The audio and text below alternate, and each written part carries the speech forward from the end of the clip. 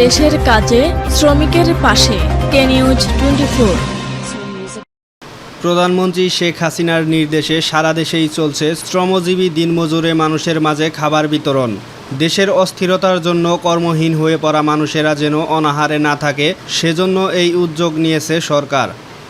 পরবর্তী নির্দেশ না পাওয়া পর্যন্ত এই কার্যক্রম চলমান থাকবে। সেই ধারাবাহিকতায় খাবার বিতরণের কর্মসূচি গ্রহণ করেছে ঢাকা মহানগর দক্ষিণ শ্রমিক লীগের নেতৃবৃন্দ। 27 জুলাই শনিবার 23 বঙ্গবন্ধু অ্যাভিনিউ জাতীয় শ্রমিক লীগের কেন্দ্রীয় কার্যালয়ে আয়োজিত এক আলোচনা সভা থেকে এই সিদ্ধান্ত নেওয়া হয়। এ সময় প্রধান অতিথি হিসেবে উপস্থিত ছিলেন জাতীয় শ্রমিক লীগ কেন্দ্রীয় কমিটির সভাপতি বীর মুক্তিযোদ্ধা নূর কুতুব আলম মান্নান।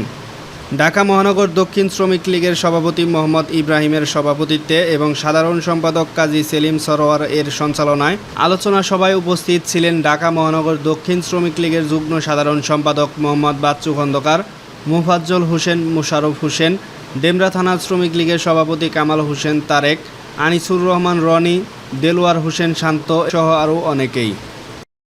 বাংলাদেশ বিরোধী একটি চক্র, জঙ্গিবাদ এই দেশে, এই বাংলার মাটিতে যারা ইতিপূর্বে নানা ধরনের জঙ্গি কার্যক্রম পরিচালনা করেছে, সেই জঙ্গিবাদের পৃষ্ঠপোষক রাজনৈতিক সংগঠনগুলো তাদেরকে ছাত্রদেরকে বিভ্রান্ত করে, ভুল বুঝিয়ে, বিপদে করে সে আন্দোলন ভিন্ন খাতে প্রবাহিত করেছে।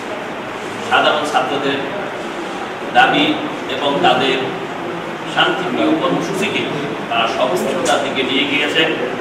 সাধারণ ছাত্রদের ব্যানারে ছাত্রছাত্রীরা কোটা আন্দোলন নিয়ে তাদের একটি দাবি পেশ করেছে, সেটা আপনারা পেপার পত্রিকায়, সোশ্যাল মিডিয়ায়, জাতীয় প্রচার মাধ্যমে দেখেছেন। সাধারণ ছাত্রছাত্রীদের কথা চিন্তা করে, দাবির কথা চিন্তা করে, তাদের আবেদনের কথা চিন্তা করে সরকার কিন্তু সেই আদেশের বিরুদ্ধে সুপ্রিম কোর্টে আপিল করেছিলেন। সেই আপিলের শুনানি দিন যে হত্যা চালিয়েছে,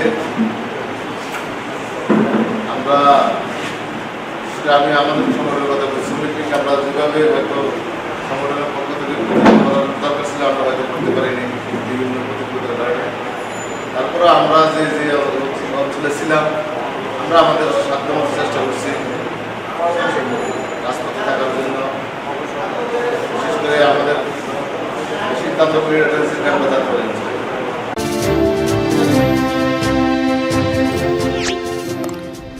সাবস্ক্রাইব করুন এবং বেল বাটনে ক্লিক করুন।